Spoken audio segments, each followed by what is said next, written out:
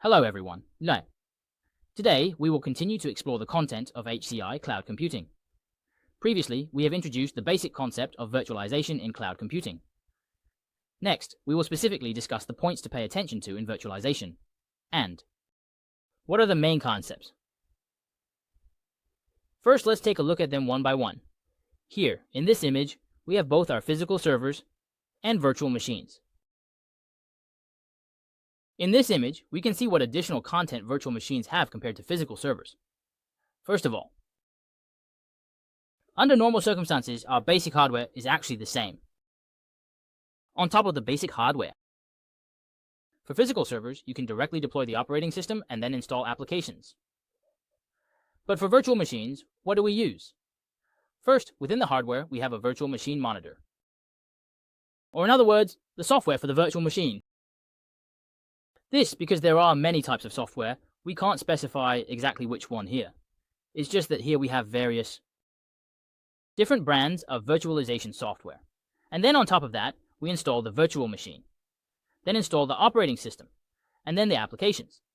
This is actually a major difference between virtual machines and physical machines, at least on the surface.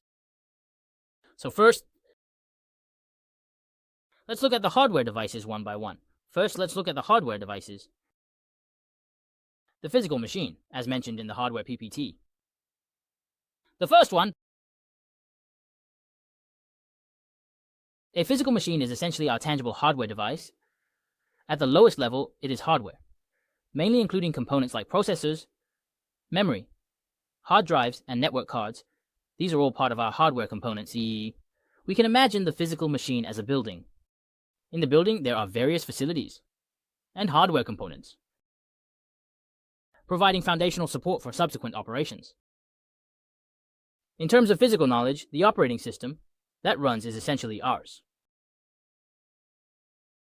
Mainly, the Linux operating system and Windows. Actually, Windows is not used much. In the server domain, it's primarily the Linux system. This operating system is essentially our administrator. It is responsible for managing and coordinating the various facilities within our building, such as allocating memory resources and managing hard drive space, among other tasks. Its basic responsibility is to support specific applications, which are the software programs installed on it. These are directly installed in our operating system. This is the basic setup of our physical machine, which essentially consists of these three main parts. Now we can see that the main issue with many physical servers is that typically we only run one application or operating system on a single physical server. It's like having a large house, but only living in one room. So what about the other rooms? They are basically wasted. In this situation, it actually leads to a significant waste of space, which is essentially a waste of our computing resources. To primarily address this issue, virtualization was introduced. It allows us to utilize the resources of physical servers more efficiently, which is the main purpose of virtualization. After discussing physical servers, let's move on to the virtual machines on the right. As for virtual machines, at first glance, the underlying layer seems to be the same, right? It seems like the underlying layer of virtual machines looks the same. But in reality, here we have physical machines, physical devices. The main point here is that no matter how much you virtualize, what is a condition for our virtualization? It's that you at least truly have these resources. So, even with virtual machines, what do we need? We still need hardware resources. It's not that hardware resources are unnecessary. We are also working on top of hardware resources. So, here actually we are also. The underlying layer is the same. There's not much difference here. There's not much difference. And what is a virtual machine actually? It's essentially like this. After we install virtualization software, we install virtualization software on the underlying hardware. After installation, it's like we can use this software to simulate an operating system, right? Simulate an operating system. To simulate this operating system, what do we actually need? We also need various hardware, right? Like CPU, memory, and hard disk. As for the network, it's not mandatory, meaning you can choose not to configure a network. A virtual machine can operate without network configuration, but if you want to communicate with the outside world, the network is still. In the bureau, there are some So here, generally at least, there are mainly 4 different types of hardware resources. It's equivalent to us allocating these resources to the virtual machine, but what's different? For example, let's take these two, the physical server on the left and the one on the right. Both have the same configuration. On the left, after we install the system, all the resources are actually allocated to this one system, all given to one system. On the right, after we create a virtual machine, it's equivalent to us only being able to allocate a portion of the resources. For example, for smaller systems, if you want a system to run basically, there's a 1 core, and 1 GB is enough. Running with 1 core and 1 machine is sufficient.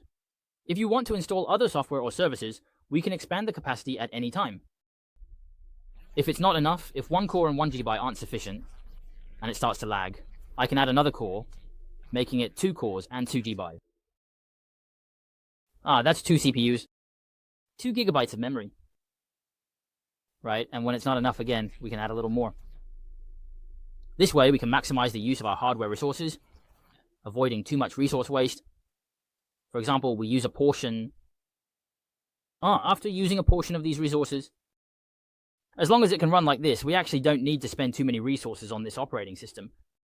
Instead, what can we create? We can create a second or third virtual machine. And after creating multiple virtual machines, then naturally, what can we do? Right? We can utilize resources more efficiently. How much do we use? We allocate that much. This way we can avoid resource waste. And this is actually, compared to the physical machines we mentioned earlier, this is a significant advantage of mine. With physical machines, what you have is what you get, and there's nothing you can do about it. Once you've installed the system, right? Then you install some software, and we have just this one system and one software using this much resource. Whether it's wasted or insufficient, right? It's actually quite troublesome to handle later on. If it's wasted, it means there will be a lot of unused resources. If it's insufficient, what do you need when you want to expand? If your CPU is not enough, you definitely have to shut down. And if the CPU memory is insufficient, you definitely have to shut down. If the hard disk is not enough, of course, many hard disks now support hot swapping. Right? You can expand, but overall, it's not particularly convenient. Whether it's in terms of expansion or resource utilization, physical servers do have certain drawbacks. And what about our virtual machines? First, the utilization rate is very high. Right? Secondly, even if it's not enough, I can expand at any time. Of course, this cannot exceed the upper limit of our physical resources.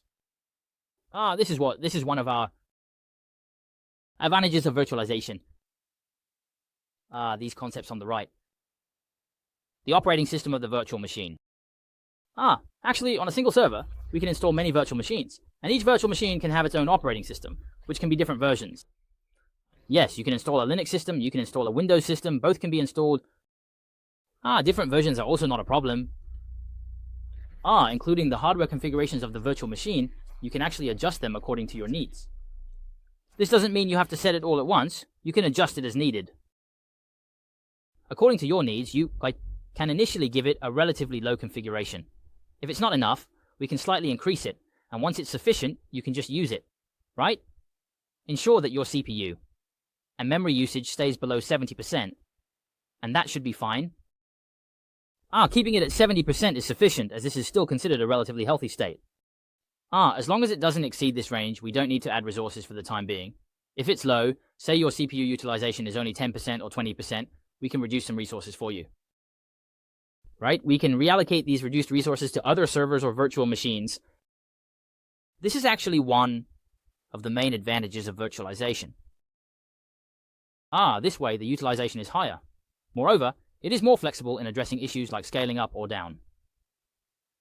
These are some important concepts in our information technology, and they also represent a major comparison between physical servers and virtual machines. That concludes our content for today.